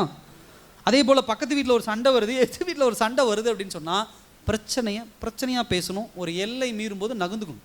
ஆண்டவர் பார்த்துப்பார். உடனே நீ தேவனுடைய பிள்ளைங்கிறது நீ பிசாசு, நீ தான் பிசாசு, உனக்குள்ள பிசாசு பூந்ததுனால தான் அப்படி சண்டை போடுற, நீ பைத்தியம், நீ பிசாசு, இப்படிலாம் பேசக்கூடாது. தேவ பிள்ளைகள் கரெக்டாக டீல் பண்ணணும். ஆண்டவர் சொல்றாரு, என்ன சொல்றாரு? அதற்கு இயேசு, நீ பேசாமல் இவனை விட்டு என்ன பண்ணு, புறப்பட்டு போ அப்படின்னு அதட்டினார். உடனே அதனுடைய செயல்பாடுகள் அனைத்தும் என்ன பண்ணுது, கட்டுப்படுத்தப்பட்டது. அடுத்தது 26ஆம் வசனத்தில் உடனே, இம்மீடியட். அல்லேலூயா. நான் இந்த விஷயத்தில் பிசாசு எப்படி ஆண்டவருடைய வல்லமையை புரிந்து வைத்திருக்கிறான் அப்படிங்கிறத பார்க்குறேன். ஏன்னா இன்னைக்கு நமக்கு ஆண்டவர் ஒரு வார்த்தை சொன்னால் நீங்களும் நானும் என்ன பதில் சொல்லுவோம்? ஒரு காரியத்தை ஆண்டவர் செய்யுங்கிறார், என்ன சொல்லுவோம்? சொல்லுங்க, நீங்கள் தான் சொல்லணும். ஒரு காரியத்தை ஆண்டவர் செய்யுங்கிறாரு, இல்லை ஒரு காரியத்தை ஆண்டவர் செய்யாதீங்க அப்படிங்கிறார். நம்ம என்ன பதில் சொல்லுவோம் ஆண்டவர் இடத்துல? ஆண்டவரே நாளைக்கு, என்னது நாளைக்கு பண்ணிடுற ஆண்டவரே, சூழ்நிலை இந்த மாதிரி, நாளானைக்கு பண்ணிடுற ஆண்டவரே, அடுத்த மாதம் பண்ணிடுறேன், இந்த இந்த இந்த 2026 மட்டும் இந்த காரியத்தை பண்ணிட்டு 26 முடிஞ்சு அந்த நியூ இயர் நைட்டு வருது பாருங்க, அன்னைக்கு அறிக்கையிட்டு இந்த பாவத்தை நான் என்ன பண்ணிடுறேன், விட போகிறேன். என்ன? வட்டி வாங்குறது. அல்லேலூயா. ஏமா வட்டி வாங்காத பாஸ்டர், கொடுத்துட்டேன் பாஸ்டர், 1 வருஷம் வட்டின்னு சொல்லிட்டேன். நான் பேங்க்கில் சொல்லலை, பேங்க்கில் கொடுக்குற இன்ட்ரெஸ்ட்டுங்கிறது வேறு, அது நியாயமானது. இந்த உலக பிரகாரமாக 3 ரூபா வட்டி 4 ரூபா வட்டி கொடுக்குறீங்க பார்த்தீங்களா, அவங்ககிட்ட போய் வட்டி வாங்காதீங்க அப்படின்னு சொன்னேன். சரிங்க பாஸ்டர், இன்னொரு 5 மாதம் என் சூழ்நிலை இந்த மாதிரி இருக்குது, 5 மாதம் மட்டும் நான் வட்டி வாங்கிட்டு அதுக்கப்புறம் நான் வட்டி வாங்கலை.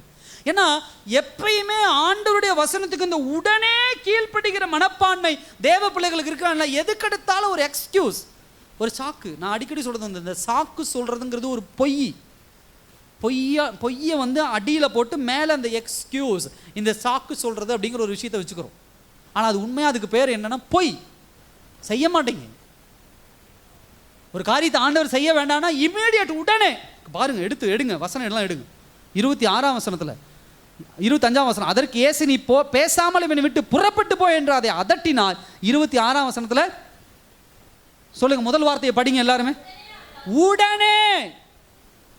சாயந்தரம் போயிடுறேன், சாப்பிட்டு போயிடுறேன், ஊருக்கு போயிட்டு நான் போயிடுறேன், அவங்கள பார்த்துட்டு நான் போயிடுறேன், அடுத்த நாள்லேருந்து நான் நாளையிலேருந்து திருந்துகிறேன், அடுத்த மாதத்துலேருந்து நான் திருந்துறேன், அடுத்த வாரத்திலேருந்து நான் திருந்துறேன்.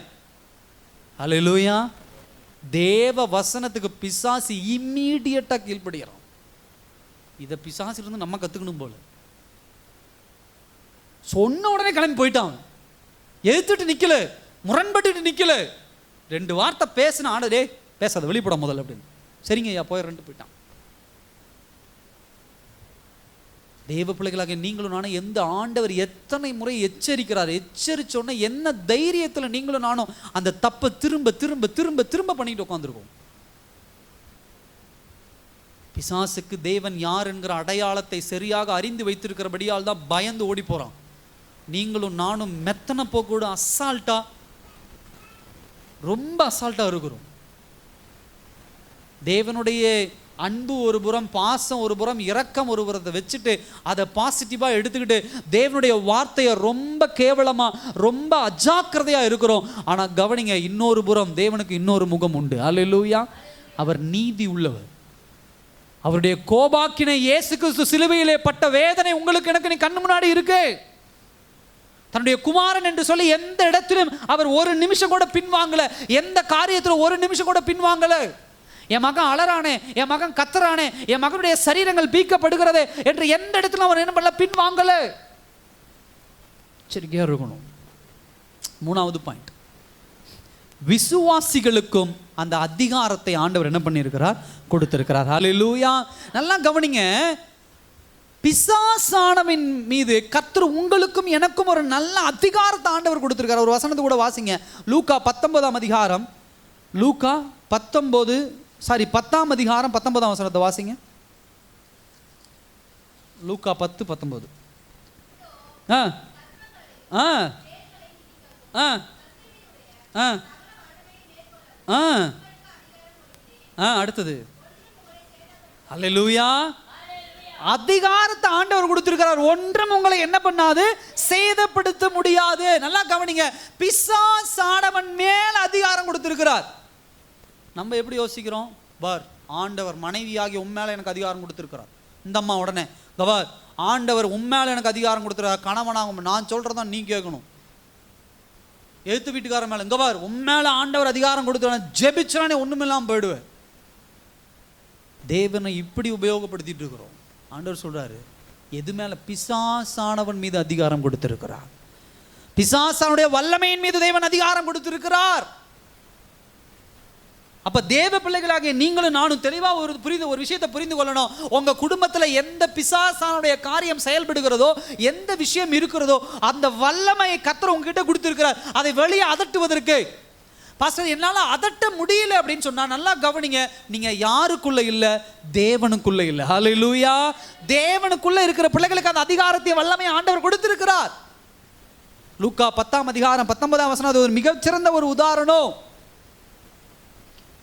அதே போல மார்க்ல பார்க்கிறோம் 16ஆம் அதிகாரம் 17ஆம் வசனத்துல பார்க்கிறோம், தேவனுடைய சீஷர்கள் என்ன பண்ணாங்க, பிசாசானவனை என்ன பண்ணாங்க, பிசாசு பிடித்திருந்தவங்கள பிசாசானவனை அதிகாரத்தோடு வெளியே ஓட்டுனாங்க, காஸ்ட் அவுட். நல்லா கவனிங்க, பிசாசானவன் மீது அதிகாரம், இரண்டாவது பிசாசானவனை துரத்துகிற அதிகாரம். அல்லேலூயா. இன்னைக்கு பிசாசானவன் எந்தெந்த விஷயத்தை உங்க வாழ்க்கையில கொண்டு வருகிறானோ அது அத்தனையும் துரத்துகிற அதிகாரத்தை கர்த்தர் உங்களுக்கு எனக்கும் கொடுத்திருக்கிறார். பிசாசானவன் என்னென்ன விஷயத்தை கொண்டு வரலாம், குடிப்பழக்கத்தை கொண்டு வரலாம், சிகரெட் பிடிக்கிறது கொண்டு வரலாம், இச்சையை கொண்டு வரலாம், பாவத்தை கொண்டு வரலாம். இது எல்லாவற்றையும் துரத்துகிற அதிகாரத்தை ஆண்டவர் உங்களுக்கு எனக்கும் கொடுத்திருக்கிறார். என்னால துரத்த முடியல பாஸ்டர், என் மனைவியை திருத்த முடியல, என் கணவரை திருத்த முடியல, என் பிள்ளைகளை திருத்த முடியல, அவங்களை திருத்த முடியல, இவங்களை திருத்த முடியல, பிசாசின் பிடியில மாட்டிக்கிட்டு இருக்கிறாங்க, அவங்களை வெளியே கொண்டு வர முடியல, என்ன பிரச்சனை, ஏன் பிரச்சனை, ஏன் ஆண்டவர்? தயவு செய்து ஆண்டவரை கேள்வி கேட்டுக்கிட்டே இருக்காதீங்க. தேவனுடைய அதிகாரம் உங்கள் மூலமாய் செயல்பட முடியலன்னா அதுக்கு மிகப்பெரிய ஒரு ஒரு ஒரு வற்றி போன நிலைமையில, ஆவிக்குரிய நிலைமையில உடைஞ்சு போய் வற்றி போன நிலைமையில நீங்களும் நாங்களும் என்ன பண்றோம், இருக்கிறோம். அல்லேலூயா. தேவனுடைய நாமம் உங்க வாயிலிருந்து புறப்பட்டாலும் ஓடி போயிடுவான் தலைதிரிக்க. அவன் எதிர்த்து நிக்க அவனுக்கு அதிகாரம் கிடையாது, அவனுக்கு வல்லமை கிடையாது. பிரச்சனை எல்லாம் என்கிட்ட. இயேசு கிறிஸ்து அந்த இடத்துல எப்படி தன்னுடைய வல்லமையை பயன்படுத்துறாரு பாருங்க. பேதுரு தன்னுடைய வல்லமையை எப்படி பயன்படுத்துறாரு பாருங்க. பவுல் ஒரு இடத்துல பார்க்குற ஒரு பெண்ணுக்குள்ள பிசாசு பிடித்திருந்து எப்படி வல்லமையை பயன்படுத்தி அந்த பிசாசை காஸ்ட் அவுட் பண்ணார், வெளியேற்றினார் பாருங்க, துரத்தினார் பாருங்க. என்ன வேணா உங்களுக்கு எதிராக சூனியம் பண்ணட்டும், பிள்ளி சூனியம் பண்ணிட்டு, எலுமிச்சம்பழத்தை உருட்டி விட்டோம், என்னமோ தகடு மாட்டுறாங்களா மாட்டட்டும். பாஸ்டர் எழுத்து வீட்டுக்காரமா டெய்லியும் காலையில் வந்து 10 எலுமிச்சம்பழத்தை வீட்டுக்கு முன்னாடி போட்டு ஜெபிச்சு எடுத்து ஜூஸ் போடுங்க. அல்லேலூயா. தப்பு கிடையாது, வேண்டாம்னா கூட்டி விட்டுருங்க. சும்மா சொன்னேன் நான், கூட்டி விட்டுருங்க. காலில் படக்கூடாது, அப்படி இது தாண்டி போகிறது, இப்படி நெருக்கி போகிறது, அப்படி போகிறது, இப்படி போகிறது. நீ சூனியமா எனக்கு பண்ணிக்கிட்டே இருக்கிற பசங்க என்ன பண்ணீங்க நீங்க, நான் போய் திரும்பி பண்ணிட்டோம்ல. அப்ப பிசாசு தான் செயல்படுவோம், ஆண்டவர் அப்பயே வழி விலகிடுவார். அப்ப நான் என்ன பண்ணும், தேவ சமூகத்தில் உட்கார்ந்து ஜெபிக்கணும். அல்லேலூயா. தேவ சமூகத்தில் அதனுடைய அதிகாரத்தை கட்டணும். ஏன்னா நம்ம என்ன நினைச்சுக்கிறோம், ஒன்று செஞ்சு போயிருச்சுன்னா முடிஞ்சதுன்னு நினைக்கிறோம். இல்லை, ஒரு வழியாய் போனவன். பிசாசனுடைய குணமே அதுதான். அவன் சரியான வழியில சரியான பாதையில ஒரு வழியில வரவன் கிடையாது. எத்தனை வழியில வருவானமா, 7 வழியில. ஒருத்தர் உங்களை என்ன அட்டாக் பண்றானா, ஜஸ்ட் கவனிங்க, ஒரு பாயிண்டில் நீங்க நிற்கவே கூடாது. கோபத்தை மாத்திரம் தான் பிசாசு கொடுப்பான் அப்படின்னு கிடையாது, இச்சையும் கொடுப்பான். இச்சையை மாத்திரம் கொடுப்பான்னு கிடையாது, துன்மார்க்கத்தனத்தை கொடுப்பான். துன்மார்க்கத்தனத்தை மாத்திரம் கொடுப்பான்னு கிடையாது, கெட்ட வார்த்தை பேச வைப்பான். கெட்ட வார்த்தை பேசுறது மாத்திரம் கிடையாது. நீங்க நல்லா கவனிச்சு பாருங்க, ஒரு பாவம் ஒரு பாயிண்டில் நீங்க ஒரு தப்பு பண்ணுவீங்க, அதை சுத்தி ஒரு 4-5 பாவம் சேர்த்து உங்க வாழ்க்கையில வந்துடும். அல்லேலூயா. இதுதான் பிசாசனுடைய ஆக்டிவிட்டீஸ். ஒரு பாயிண்ட் கூட நீங்க உள்ள விடாம இருந்தீங்கன்னா தான் எல்லா விஷயத்திலும் நீங்க என்ன பண்ண முடியும், ஜெயம் கொள்ள முடியும். அப்ப இந்த அதிகாரம் நமக்குள்ள எப்ப வரும், ஒரு வசனத்தை கூட வாசிங்க. மத்தேயு 17ஆம் அதிகாரம் 20, ரொம்ப முக்கியமான விஷயம் இதெல்லாம். மத்தேயு 17:20 வாசிங்க. ஆ ஆ ஆ ஆ ஆ ஆ உங்களால் கூடாத காரியம், ஹல்லேலூயா, சத்தமா சொல்லுங்க ஹல்லேலூயா. ஆண்டவர் சொல்றார், உன்னால கூடாத காரியம் ஒன்றும் இல்லப்பா. உனக்குள்ள இருக்கக்கூடிய விசுவாசம், உனக்குள்ள இருக்கக்கூடிய ஃபெய்த், நீ எதை சொன்னாலும் ஆண்டவர் செய்வா. இப்ப என்ன பிரச்சனை, எனக்குள்ள அந்த அளவுக்கு விசுவாசம் இருக்கா, தேவ நம்பிக்கை இருக்கா, அந்த அதிகாரம் எனக்குள்ள இருந்து செயல்பட நான் அனுமதிக்கிறேனா, கர்த்தர் எனக்குள்ள இருந்து செயல்பட நான் அனுமதிக்கிறேனா? சகோதர சகோதரி, உங்களுடைய ஆவிக்குரிய அதிகாரம் என்பது நீங்க தேவனுக்கு கீழ்ப்படிவதும், ஆவிக்குரிய ஒரு ஸ்பிரிச்சுவல் மெச்சூரிட்டி, ஆவிக்குரிய முதிர்ச்சி தான் கர்த்தர் உங்களுக்கு கொடுக்கக்கூடிய அதிகாரம். சுயமா எந்த காரியத்தையும் திருத்த நீங்க முயற்சி பண்ணாதீங்க. உங்க கணவன் ஆகட்டும், உங்க மனைவி ஆகட்டும், உங்களுடைய பிள்ளை ஆகட்டும், உங்களுடைய மருமகன் ஆகட்டும், உங்களுடைய மருமகள் ஆகட்டும், இல்லை உங்க கூட வேலை செய்யறவங்களோட யாரையா இருந்தாலும் தயவு செய்து, நான் சத்தம் போட்டா திருந்திடுவாங்க, நான் சண்டை போட்டா திருந்திடுவாங்க, நான் அடிச்சா திருந்திடுவாங்க. சில பேர் கணவன்மார்கள் சொல்லுவாங்க, என் மனைவி வந்துங்க, ஒருத்தர் என்ன சொன்னார் ஆரம்ப காலத்தில், திருமணமான நாளில் சொன்னார், இங்கே பாருங்க பிரதர், மனைவி நீங்கள் என்ன பண்ணணும், கண்ட்ரோலில் வைக்கணும் அப்படின்னாரு. என்ன கண்ட்ரோல்? கயிறு, நான் 2 கையிலையும் கயிறு கட்டி, காலில் கயிறு கட்டி கண்ட்ரோலில் வைக்கணுமா? அப்புறம் அவர் சொன்னார், இங்கே பாருங்க, காசு கொடுக்காதீங்க, என்ன பண்ணாதீங்க, காசு கொடுக்காதீங்க. ஒரு வாரம் நம்ம கிட்ட வந்தவங்க என்ன பண்ணணும், நிற்கணும். அவங்களுக்கு அதை கொடுக்கக்கூடாது, இதை கொடுக்கக்கூடாது, இதை செய்யக்கூடாது, அதை செய்யக்கூடாது. அவங்க அப்பதான் கண்ட்ரோல் இருப்பாங்க, அவங்க அப்பதான் நிற்பாங்க. அப்படி வச்சாலும் தப்பு பண்ணுறவங்க என்ன பண்ணுவாங்க, தப்பு பண்ணிட்டு தான் இருப்பாங்க. அல்லேலூயா. நான் இது 2 பக்கம் சொல்கிறேன். நான் சந்தித்த ஒரு பாயிண்ட் சொல்கிறேன். இதில் நீங்கள் மனைவிமார்கள் பக்கத்து வீட்டுக்காரமாக சொல்லுவோம், வீட்டுக்காரன் நீ என்ன பண்ணு, சத்தமாக சொல்லு, என்ன பண்ணு, கண்ட்ரோலில் வை. எங்கீங்க கண்ட்ரோலில் இருக்கிறார், அன்கண்ட்ரோலபிளாக போயிட்டு இருக்கிறார்.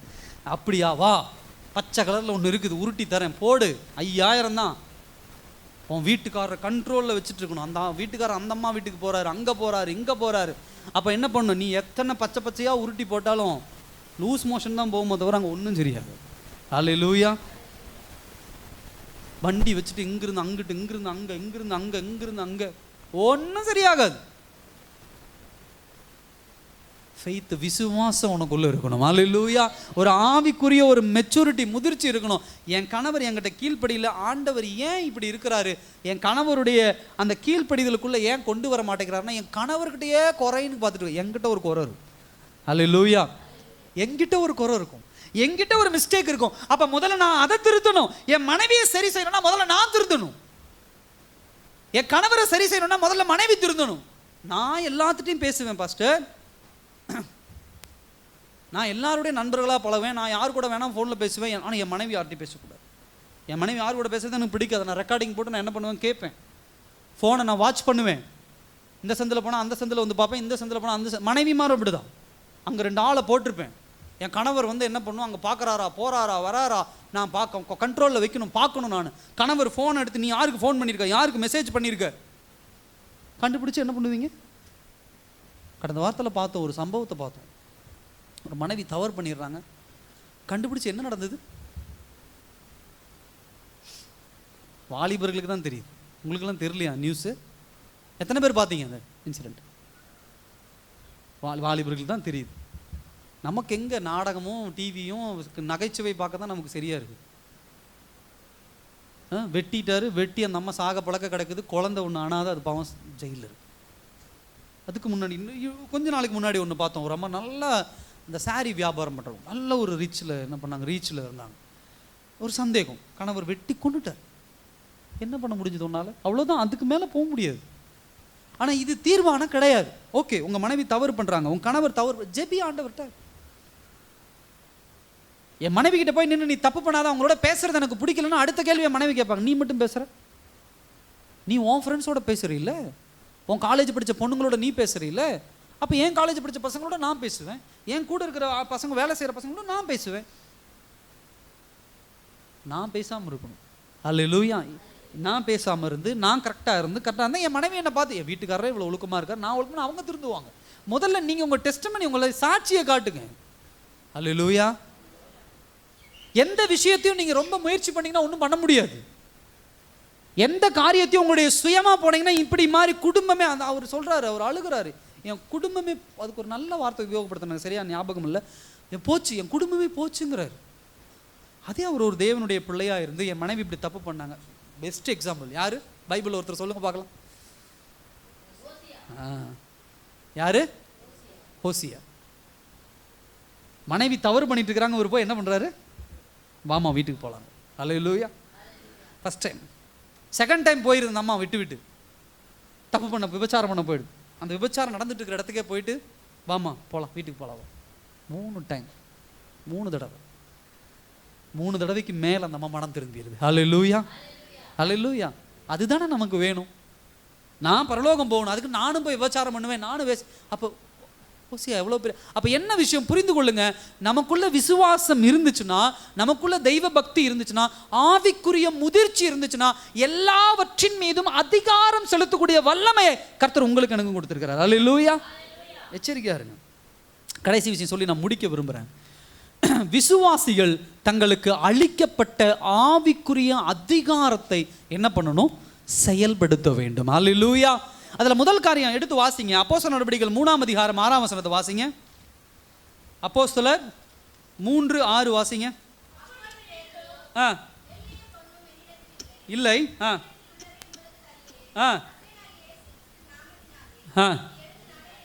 ஹல்லேலூயா.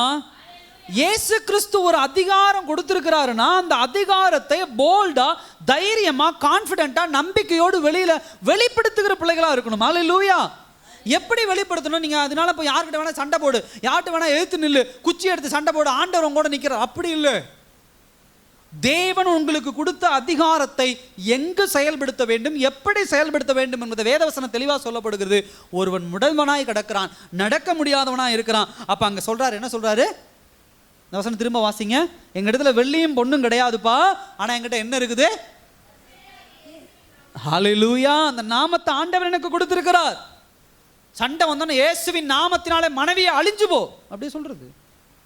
இயேசுவின் நாமத்தினால வீட்டுக்காரர் ஏதாவது சொன்ன உடனே இயேசுவின் நாமத்தினால உனக்கு பாரு வண்டியில் போகும்போது ஆக்சிடென்ட் நடக்கும் பாரு. எப்படி? இயேசுவின் நாமத்தினாலே வீட்டுக்காரருக்கு ஆக்சிடென்ட் ஆகட்டும். இன்னொரு அம்மாட்ட எழுத்து வீட்டில் சண்டை நடக்கும் போது அப்படிதான், இயேசுவின் நாமத்தினால என்கிட்ட சண்டை போகிறோம், வீடு தீ பிடிக்கட்டும். ஆண்டவர் தான் சொல்லியிருக்கிறாருங்க, யா நாமத்தை கொண்டு அதிகாரத்தை நீ பயன்படுத்தினா நீ என்ன பண்ண முடியும்? அதே சமயத்தில் ஒருத்தர் உடம்பு சரியில்லைன்னு வந்தால் இயேசுவின் நாமத்தை பயன்படுத்த நமக்கு தெரிய மாட்டேங்குது. ஒரு பிரச்சனை வரும்போது இயேசுவின் நாமத்தை பயன்படுத்த தெரிய மாட்டேங்குது. இயேசுவின் நாமத்தை சண்டைக்கும் சாப விடுறதுக்கு தான் பயன்படுத்தி கொண்டு இருக்கிறோம். அல்லேலூயா. எச்சரிக்கையா இருங்க. தேவ பிள்ளைகள் இயேசுவின் நாமத்தையும் அதிகாரத்தையும் எதுக்கு பயன்படுத்தணும் அப்படின்னு சொன்னா, இந்த மாதிரி விஷயங்களுக்கு ஒருவன் பலவீனப்பட்டு கிடக்கும்போது, ஒருவர் அடிபட்டு கிடக்கும்போது, ஒருவர் நிந்திக்கப்பட்டு கிடக்கும்போது, ஒருவர் முடியாமல் கிடக்கும்போது அவர்களுக்காக ஜெபிக்க அந்த அதிகாரத்தை பயன்படுத்தணும். அல்லேலூயா. பிசாசானவனை எதிர்த்து நிற்க அந்த அதிகாரத்தை என்ன பண்ணணும்? பயன்படுத்தணும். பிலிப்பியர் 2ஆம் அதிகாரம் 9ஆம் வசனத்தில் சொல்லப்படுகிறது, எல்லா நாவுகளும் எல்லா கால்களும் கைகளும் அவருக்கு முன்பாக என்ன பண்ணும்? முடங்கும்.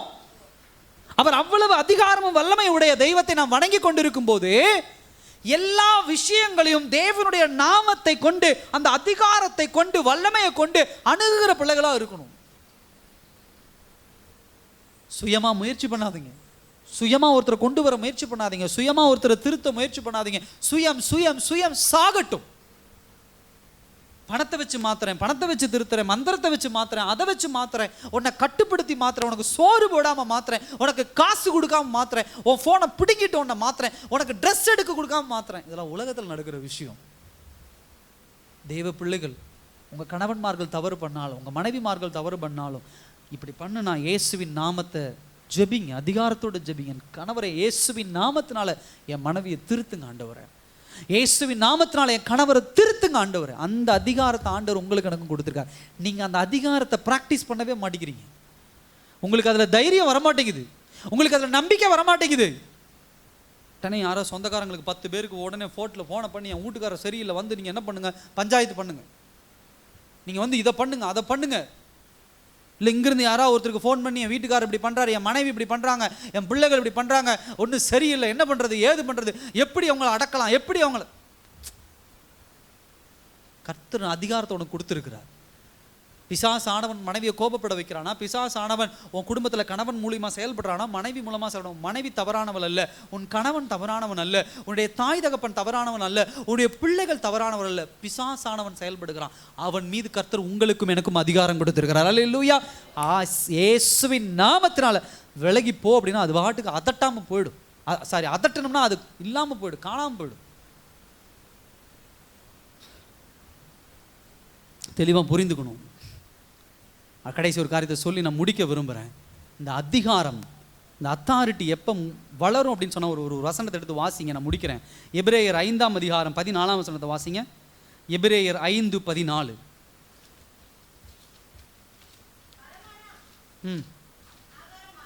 ஆ ஆ ஆ ஆ ஆ ஞானேந்திரம் உடையவர்களாகி, ஹல்லேலூயா. அதில் நல்லா கவனிங்க. பலமான ஆகாரமானது நன்மை தீமை நின்று பயிற்சியினால் பகுத்தறியத்தக்க, மெச்சூரிட்டி சொல்லுவாங்க. பகுத்தறிதல் அப்படின்னு சொன்னா மெச்சூரிட்டி, முதிர்ச்சி. ஒரு விஷயத்தை முதல் தடவை நம்ம ஹேண்டில் பண்றது, கையாளுறது கஷ்டமா இருக்கும். 2வது தடவை கொஞ்சம் ஈஸியா இருக்கும். 3வது தடவை இன்னும் கொஞ்சம் ஈஸியா இருக்கும். 4வது தடவை அது சுலபமா இருக்கும். ஹல்லேலூயா. ஒரு வண்டி ஓட்டுறீங்கன்னா முதல் தடவை கீழே விழுவீங்க, 2வது தடவை கீழே விழுகிற மாதிரி போவீங்க, ஆனால் விழ மாட்டீங்க. 3வது தடவை ஏத்துக்கணும் போய் அடிச்சிடும். அப்படியா? ஆமாம், 2 தடவை நம்மளை சேவ் பண்ணிட்டோம். 3வது ஏத்துல யாரோ ஒருத்தர் போய் அடிக்கிறதா அடிப்போம்.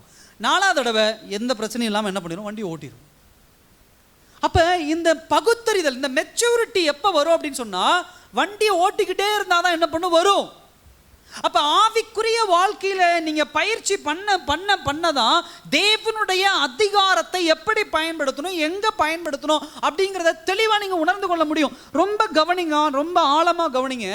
இயேசு கிறிஸ்து இந்த இடத்துல பிசாசானவனை என்ன பண்ணுறார் அப்படின்னு சொன்னால், அவனை விட்டு போ அப்படின்னு கடிந்து கொள்கிறார். இதே இயேசு கிறிஸ்து இன்னொரு இடத்துல ஒரு விபச்சார ஸ்திரியை கல்லெறிஞ்சு கொலை பண்ண வராங்க. அப்ப கல்லெறிஞ்சு கொலை பண்ண வரவனுங்க அத்தனை பேத்துக்குள்ளும் அந்த கோபம்ங்கிற பிசாசானுடைய தன்மை இருக்குது. ஆனா அங்க அவர் கடிந்து கொள்ளல, மென்மையா சொல்றார். ஹல்லேலூயா. இயேசு கிறிஸ்துடைய ஒரு முதிர்ச்சி அதுதான். இதே சமயத்துல பேதுரு அடிக்கடி சொல்றாரு, என்ன சொல்றாரு, அப்பாலே போ. ஆண்டவருக்கு தெரியுது. அப்ப இந்த ஆவிக்குரிய முதிர்ச்சிங்கிறது தேவனுடைய பிள்ளைகளுடைய வாழ்க்கையில் ரொம்ப முக்கியம். ஃபர்ஸ்ட் ஆவிக்குரிய முதிர்ச்சிக்கு எங்கேயாவது கிளாஸ் போகணுமா, எங்கேயாவது போய் படிச்சுக்கணுமா, ஏதாவது? ஆவிக்குரிய முதிர்ச்சிங்கிறது உங்களுக்கும் தேவனுக்கும் உண்டான நேரம் அதிகமாக அதிகமாக ஆட்டோமேட்டிக்காக உங்களுக்குள்ள வளர ஆரம்பிச்சிடும். ஹல்லேலூயா. ஆண்டவர் தெளிவாக பேசிடுவார். இதை செய்ய, இதை செய்யாத, இதை பேசு, இதை பேசாத, இங்கே போ, இங்கே போகாத, இங்கே வா, இங்கே வராத, தெளிவாக ஆண்டவர் பேசிடுவார். நீங்க ஜெபம், வேதவசன வாசிப்பு, சபைக்கு ஒழுங்கா வராதது இந்த காரியங்களால தான் உங்களுடைய ஸ்பிரிச்சுவல் மெச்சூரிட்டி இல்லை. உலக பிரகாரமான காரியங்களுக்கு அதிக நேரத்தை செலவிடுறீங்க. டிவி, போனு, உங்க தொழில், உங்களுடைய பணம், இதுக்கெல்லாம் அதிக நேரம் செலவு பண்றீங்க. ஆனா ஆவிக்குரிய வளர்ச்சிக்கு நீங்க பிராக்டிக்கலா சில நேரங்களை தேவ சமூகத்தில் ஒப்பு கொடுக்காததுனால தான் இதெல்லாம் ஒரு பக்கம் நீங்க சம்பாரிச்சு வந்தாலும், இந்த இடங்களெல்லாம் மேன்மையா வந்தாலும் வாழ்க்கையில சந்தோஷத்தையும் சமாதானத்தையும் தொலைச்சிட்டு நிக்கிறோம். ஹல்லேலூயா. கணவன் மனைவி சேர்ந்து சம்பாதிக்கணும்னு நினைக்கிறது ரொம்ப நல்ல விஷயம். நல்லா உழைங்க, நல்லா கஷ்டப்படுங்க, நல்லா சேமிங்க, நான் வேண்டான்னு சொல்ல. அதே சமயத்துல நீங்க எந்த அளவுக்கு பணம் சம்பாதிக்க முயற்சி பண்றீங்களோ அதற்கு ஒருபடி மேல உங்க குடும்பத்தை ஆவிக்குரிய வாழ்க்கையில கட்டுவதற்கு முயற்சி பண்ணணும். ஹல்லேலூயா. கணவர் அமுச்சுட்டு மனைவிமார்கள் சர்ச்சுக்கு வரேன் ஜெபம் பண்றேன் இல்ல, மனைவிமார்கள் அமுச்சுட்டு கணவன்மார்கள் ஜெபம் பண்றேன் அப்படி கிடையாது. கணவன் மனைவி 2 பேரும் சேர்ந்து குடும்பம் ஆவிக்குரிய முதிர்ச்சி ஆகணும்னா 2 பேரும் சேர்ந்து ஜெபிக்கணும், சேர்ந்து வேதவசனம் வாசிக்கணும். ஒரு மனுஷனுடைய வாழ்க்கையை 2ஆ பிரிச்சுக்கணும். ஒன்று குடும்ப ஆவிக்குரிய ஆசீர்வாதம், இன்னொன்று தனிப்பட்ட ஆவிக்குரிய ஆசீர்வாதம். காலையில் கணவன் மனைவியா ஜெபிச்சுட்டேங்க, முடிஞ்சது போதும் இல்லை. கணவன் மனைவியா குடும்பத்திற்காக ஒரு ஜெபம், மனைவி தனியாக போய் ஒரு ஜெபம் இருக்கணும், கணவன் தனியாக போய் ஒரு ஜெபம் இருக்கும். ஹல்லேலூயா. இந்த குடும்ப ஜெபத்தில் இருக்கக்கூடிய ஒரு பிரச்சனையே அதுதான். கோபங்கள், தாபங்கள், பிரச்சனைகள் எல்லாத்தையும் எங்கே கொண்டு வருவாங்க, எங்கே கொண்டு வருவாங்க? குடும்ப ஜெபத்துக்குள்ள. மனைவி அதிகம் செலவு பண்ணுறான்னா குடும்ப ஜெபத்துக்கு வான்னு கூப்பிட்டு உட்கார வச்சுட்டு, இண்டவரே இந்த செலவு பண்ணுற புத்தியம் குறைங்க ஆண்டவரை, ஓவராக செலவு பண்ணுற ஆண்டவரை குறைங்க ஆண்டவரை, சேலை அதிகம் எடுக்கிற ஆண்டவரை குறைங்க ஆண்டவரை. இப்படி ஜெபிச்சா அந்த அம்மா என்ன பண்ணும்? இது ஜெபம் மாதிரி தெரியல, என்ன திட்டுற மாதிரி தெரியுதுன்னு அந்த அம்மா நாளைக்கு குடும்ப ஜெபத்தில் உட்காராது. வீட்டுக்காரரையும் அப்படி தான். வீட்டுக்காரர் தவறு பண்ணுறாரா, கோவப்படுறாரா, அவங்களுக்கு தெரியுதா, உட்கார வச்சேன். ஆண்டவரே வீட்டுக்காரர் அவர் நல்ல நிலைமையில் நல்லா குளிச்சு பல்லுகள்லாம் விளக்கி ஜெபிக்கணும், பாட்டு பண்ணணும், வந்து உட்காந்துருப்பார். நேற்று பட்ட கோபம் எங்கள் வீட்டுக்காரர் ஆண்டவரை, அத்தனை பல்லு தெரிஞ்சுது ஆண்டவரை, அப்படி ஒரு கோபம், கண்ணில் அவ்வளோ ஒரு வெறி ஆண்டவரை, அடிக்க வந்தார் ஆண்டவர், இப்படி வந்தார் ஆண்டவரை, அவருக்குள்ளே செயல்படுற பிசாசெல்லாம் ஓடி போகணும் ஆண்டவர் அப்படின்னா, ஜெபிக்க வந்த மனுஷன் நேற்றை விட இன்னைக்கு அதிக கோபத்தில் உட்காந்துருப்பார். என்னங்கய்யா பண்ணணும்? குடும்ப ஜெபம் போது குடும்பத்திற்கு உண்டான காரியங்களுக்கு ஆசீர்வாதமாக ஜெபிக்க. உங்கள் கணவர்கிட்ட ஒரு சின்ன பிரச்சனை இருக்கா, தனி ஜெபத்தில் வைங்க. மனைவி கிட்ட ஒரு பிரச்சனை இருக்கா, தனி ஜெபத்தில் வைங்க. பிள்ளைகளை குறித்தான ஒரு ஜெபம் இருக்கா, தனி ஜெபத்தில் வைங்க. பிள்ளைகள் தவறு பண்ணுறாங்களா, தனி ஜெபத்தில். பிள்ளைகளை எதிர்த்து உட்கார வச்சுட்டு அவங்க தவறை சுட்டி காட்டுறங்கிற பேரில் ஜெபிக்கிறாங்கிற பேரில் சொல்லக்கூடாது. இதுக்கு தான் ஆண்டவர் நேரத்தை ஒதுக்க சொல்கிறார். ஹல்லேலூயா. ஸ்பிரிச்சுவல் மெச்சூரிட்டி, ஆவிக்குரிய முதிர்ச்சி தான் தேவனுடைய அதிகாரத்தை எங்கு பயன்படுத்த வேண்டும், எப்படி பயன்படுத்த வேண்டும், எந்த காரியத்துக்கு பயன்படுத்த வேண்டும், எந்த இடத்துல நம்ம எப்படி இருக்கணும், எல்லாவற்றையும் கற்றுத்தருகிற விஷயமா இருக்குது. ஹல்லேலூயா. இந்த அற்புதம் அதை தான் விளக்குது. சிம்பிளாக முடிக்கணும்னா அற்புதம் பெற்றான் போயிட்டான், அவ்வளோதான். பட் நமக்கு என்ன அதிலிருந்து பாடம்? இதுதான் பாடம். கர்த்தர் அதிகாரத்தை கொடுத்திருக்கிறார். அந்த அதிகாரத்தை ஆவிக்குரிய முதிர்ச்சியோடு பயன்படுத்தணும். ஹல்லேலூயா. எல்லாம் இருக்கிற இடத்துல எழுந்து நிற்கலாம் அந்த நாளில்.